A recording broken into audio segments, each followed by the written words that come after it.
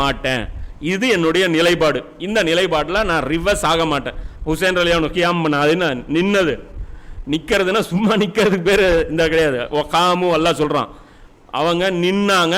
அந்த நின்ன போது நான் அவங்கள ஸ்ட்ராங் பண்ணேன். இதுக்கு சம்பவம் என்ன அப்படின்னு பார்த்தீங்கன்னா, அந்த கதைகள் இருக்குல்ல, நான் சொன்னல அந்த குகைவாசிகளை பற்றி அந்த கதைகள், அது வந்து தொடராக கூட வந்துச்சு. அதுலேருந்து சும்மா சில விளக்கங்களுக்காக அதை எடுப்போம். அதுவும் நமக்கு கூடுதலாக அது கொஞ்சம் கிளாரிட்டி கொடுக்கும். மற்றபடி அது இல்லைனாலும் அது பாட்டுக்கு இந்த ஸ்டோரி அதிலிருந்து இருக்கிற படிப்பினைகள் அது இருக்கும்.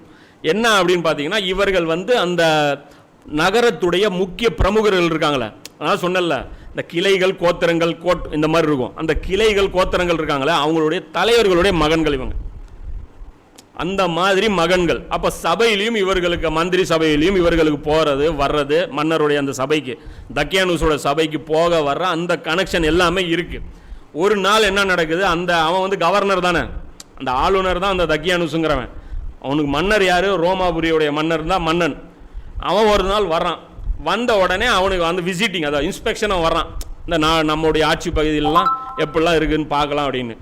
அவன் வந்து பார்க்கும்போது என்ன பண்ணுறாங்க, ஒவ்வொரு கூட்டத்தையும் கூப்பிட்டு இந்த மன்னருக்கு வந்து புகழ் பாடுறது.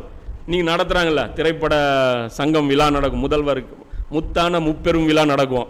அது அந்த விழா இந்த விழான்னு நடக்கும். நடத்தி விட்டு ஆளுக்கு இவர் அந்த அறிஞர், இவர் தமிழ் புகழ் வாங்க தெரியுமா, இதை தெய்வம்பா அதும்பா இதும்பா. அது இவங்களுக்கு ஒரு போதை. யாருக்கு, அந்த ஆட்சியாளர்களுக்கு பதவி மட்டும் பத்தாது, இதுவும் வேணும் அவங்களுக்கு. அது வந்து அவங்களுக்கு அந்த டோபமைன், அந்த அடிக்ஷன், அது அவங்க கேட்டுகிட்டே இருப்பாங்க. இதையும் போடலைன்னு அவங்க வேணாம்பாங்க, அதெல்லாம் போட வைப்பாங்க. அது மாதிரி இவங்களுக்கு அந்த போதை. அந்த மாதிரி என்ன பண்ணுற, அந்த ரோமாபுரி மன்னர் வந்து உட்காந்த உடனே ஒவ்வொரு பிரமுகர்களையும் கூப்பிட்டு அந்த பிரமுகர்கள் மன்னருக்கு வந்து வாழ்த்து பாடுறது. அதில் என்ன, கடவுள்களுக்கெல்லாம் கடவுளே யாரு, அந்த மன்னருக்கு பாடுறது மன்னரே. ஏன்னா மன்னரும் கடவுளும் ஒன்று அந்த காலத்தில். இன்றைக்கி நம்ம ஜனநாயகத்தில் உட்காந்துக்கிட்டு அன்றைக்கி என்ன நடந்துச்சுன்னே கற்பனை பண்ணாமல் நம்ம பாட்டுக்கு பைத்தியக்காரத்தனமாக இருக்கக்கூடாது. மன்னருக்கும் சஜிதா செய்யணும்.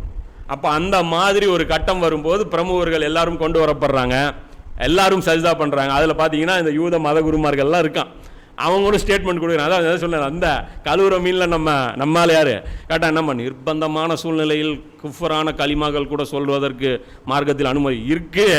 ஆனால் உனக்கு உள்ளே தான் இருக்குது.